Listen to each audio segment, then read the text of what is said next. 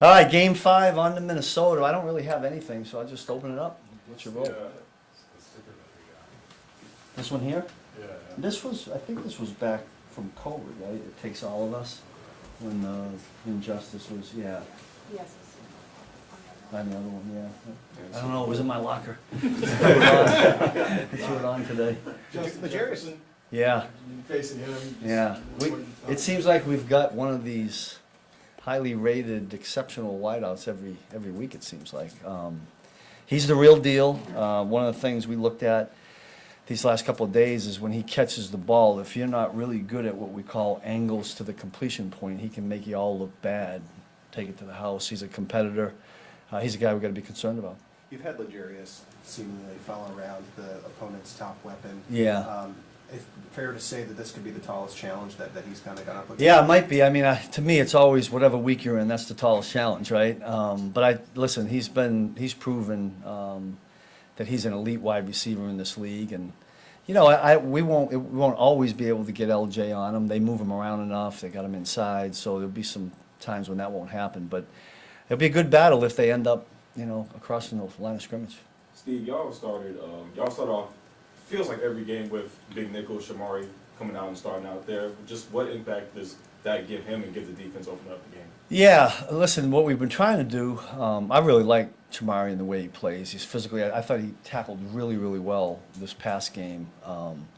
And we'll get him in there when we think it's right, or whatever package we're calling, or what, you know, to tie it into the calls without getting into the whole thing, right? But I like it when he's out there. It allows us to keep Trent outside and LJ outside, so that's one advantage. But we'll see how every game goes. Sometimes in the middle of the game we change that for different reasons, but it's nice to have different packages and guys that you can trust to go in there. And I like the fact that, you know, so he's a rookie, right? But every game he's kind of gotten a little bit of an experience. So, you know, somewhere down the road here we're going to get an ankle turn, or if something's going to happen, we're going to need guys to go out there. So at least he's got a little experience on his belt. What do you see with Kirk Cousins? Yeah, I've always been a Kirk Cousins fan. I remember, and I don't normally watch quarterbacks in college, or not concerned, but I remember Michigan State being really elite and doing a real good job there. And then when he came into the league, I remember him being in Washington. I remember I kind of follow his whole career. I think he's a class guy, and he's a cerebral quarterback that's very accurate. And really, other than the turnovers that they've had, this has been a really highly productive offense. I mean, if they hadn't turned the ball over like they had, they're pretty tough to stop. So that's what we're focused on. We can't guarantee that we're going to get turnovers. So the challenge for us is to try to keep points off the board. Is there a style to the McVay offshoots? You know, Yeah. I know we're old enough to go back to the West Coast Yeah, offense. yeah, when it was called. Is there a There's a shtick? little bit. There's a little carryover, and Kevin was in. I'm pretty sure he was in LA when we played them last. So maybe he's brought. There's some things you see that are the same, but I think every coordinator puts his little tweaks into it, and he's got different personnel, right? But I think they're doing a really good job with what they got. Steve, I know our receivers are different, and you guys have faced, or at least your young guys have faced, the Devontae Adams, the Diggs, and Jamar Chase. Is there any benefit that they've already faced those top receivers like that? I think so. I mean, I think every game you can get under your belt the experience of going against an elite wideout. It feels like I said, it feels like every team has one, right? Right. I think that's the way offenses are being built now, and I think they have more than just that. Right. The young kid that they have, number 3, he can go. We got to be concerned about that. I tell you what throws a whole wrinkle in the whole thing is how good the tight end is. It's really hard to put a lot of attention on a wideout and a tight end. It's tough to do. You got to pick your spots, and you know, we've had similar challenges. We would play the Raiders in years back, right, with Waller and Adams or whoever. But I do, in answer to your question, I do think that our guys, every time they get a chance to go against an elite receiver, that includes the safeties, not just the corners and nickels. I think they try to rise to the challenge, and hopefully we can do the same thing this week. What does the potential return of Nick mean for you guys? Yeah, Nick's done a little bit of work here. I don't know if we're at that point yet. I'm probably going to be right down to the end of the week. But I know he's chomping at the bit. I don't know if you guys have talked to him, but he's a competitor, and I don't think he likes standing on the sideline and watching the guys out there playing. So if he can go, he'll go. But we'll see where we are at the end. Our guys, like, I know you moved on to this next week, but how just would you assess the overall defense Sunday night? Well, I will say this, I'm gonna turn, I listened to a couple of our own guys say, I gotta give Zach Wilson a lot of credit for the way he played. It's not that we didn't expect that to happen, but we were hoping to make him look a little more average, but he put the ball in the right spots. I thought we had pretty decent coverage. I thought LJ did a pretty good job on, what was their top or elite receiver. We just needed to make a play or two here to take it from 18 points down to 10 or whatever it is. But it was a good, gritty, gutty win. I'm talking about as a team, but, from a defensive standpoint, we had to keep hanging in there and swinging, until our offense got going, and we just got just enough points to win the game. So good to get the win.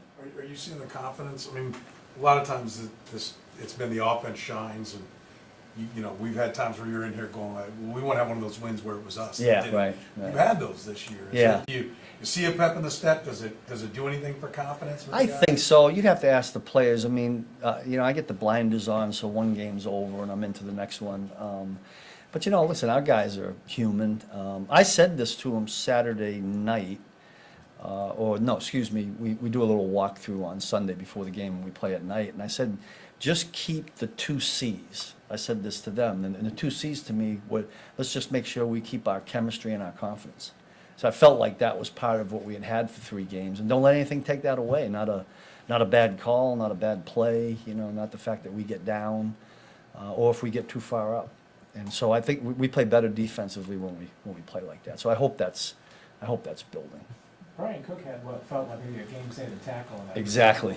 That's exactly that was the first clip I showed on Tuesday when we met with him, because I thought that was huge. I mean, usually you're saying, okay, that saved 4 points.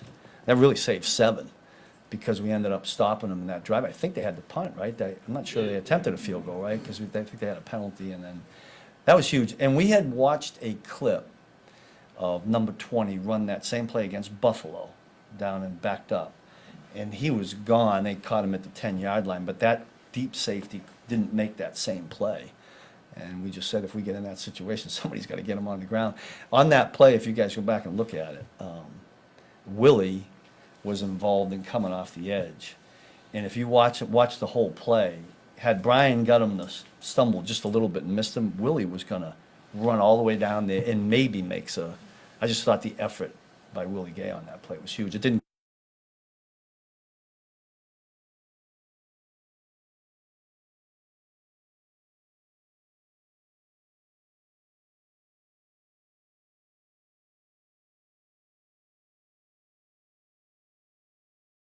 To me, is know where he is all the time. This guy that we're talking about, I mean, he's nifty. I don't know how much man we'll play. We mix it, right, man and zone. But whoever's called upon to play, and make sure, we always say, make sure you win your leverage. Like if you've got help inside, don't get beat outside, or vice versa. So little things like that against a really elite tight end, I think, are really important. A couple more. Just how far is Brian Cook along, just in terms of second-year safety? Yeah, I thought he made a jump from game 3 to 4. We worked Mike Edwards in there a little bit. We kind of getting both of those guys going. I think it's good to get going back. Same thing with Chamara. Like all these guys, I mean, Jack has gotten some reps, right? Leo's in there. I mean, I think that's good that was the intent early to get everybody a foundation of reps. As we get later in the season, we're going to need everybody. But getting back to Brian Cook, I think each game he's gotten better and better, and it was kind of evident by that one play. It was pretty indicative of his improvement. Coach, this isn't, you guys obviously had great success against the run, other than that one play, which Yeah. you were talking about, but watching Isaiah Pacheco, he runs so physical and takes the punch to the other team. Yeah. When you play a physical back, can they wear you out? Can they soften? I asked Coach Reed, is it like a body blow in boxing? Yeah. Like, keep getting hit, and eventually it opens things up? I mean, do you see that? I think that can happen in any league. I remember, I think it was Lou Holtz. Don't quote me on this, but or somebody that worked for Lou Holtz. Phil Almazian, I think was his name. You guys don't even, but he coached for Lou. You know the name? Yeah, and I think he said he was a coordinator, and I think at Virginia Tech, one of those schools. And I remember him saying, this is when I was a young coach, saying, when they run the ball on you, you got 11 peed off players because they ran the ball, right? When they throw the ball, it's just you're upset on back end. So when somebody's running the ball at you and they're running and they can continue to run it, I mean, it upsets everybody. I mean, you have to be able to stop that first. So, yeah, the teams that have a kind of back like we do, you know, that's running straight at people could be you got to stop it early, right, so that they don't keep going to it. That's the hope.